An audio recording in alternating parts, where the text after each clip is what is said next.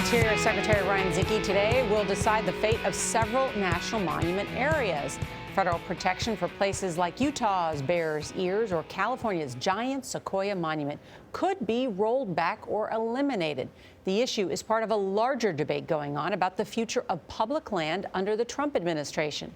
Now, in the West, the federal government owns and manages almost half of all public land. Think about that.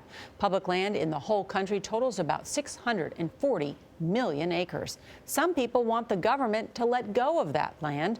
Jeff Glor traveled throughout the West to find out why. Jeff, good morning. Norah, good morning to you. Some believe more federal land should be turned over to states or private buyers, but there is little consensus on how, when, or if that should happen.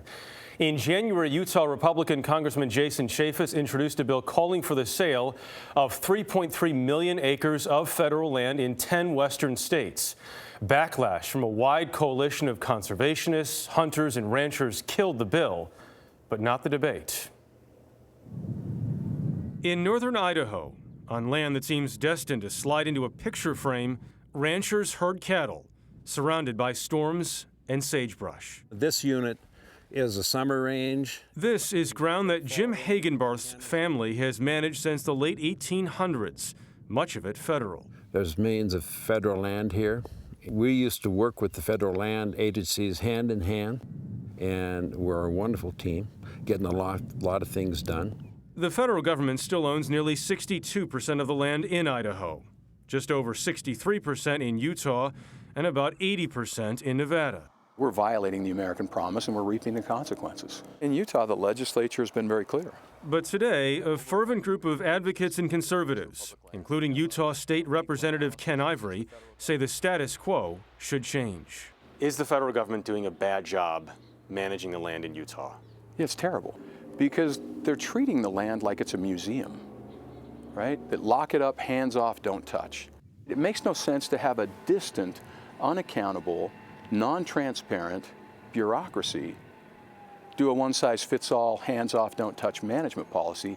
Ivory says the federal government, which owns nearly half of all land in the West, should get out of management altogether. One of the criticisms is that you just want the federal land to go to the states so that you can eventually transfer it to private buyers in some way.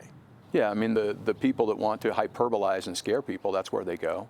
You don't want to do that? Well, no, because again, going back, there are rights and interests and expectations that you have to maintain those. Well, how do you do that?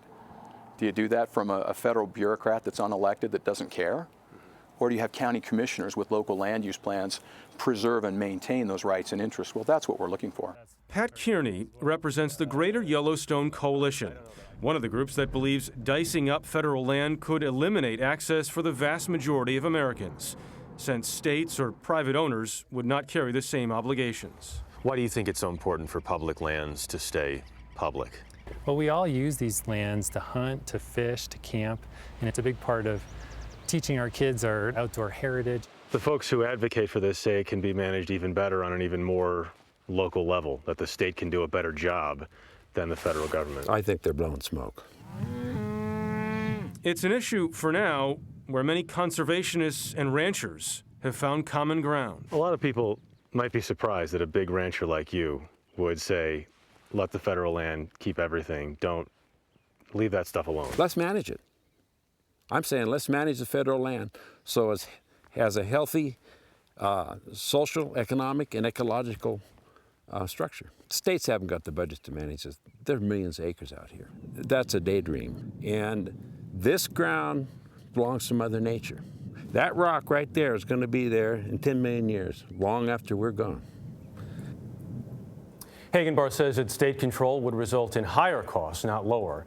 Conservation and tribal groups have purchased a blitz of ads hoping to influence this debate. Secretary Zinke is expected to make his decision by today, but that doesn't mean the administration will release it right away. I'm so glad we did this story. So interesting. Yeah, It's really going to be an smart. ongoing one, too. We have no time for reaction, but I agree with Mr. Hagenbarther with the hat. More to come on this. The land belongs to Mother Nature. This land is our land. That's right. What do you got through? That's right. Jeff, thanks.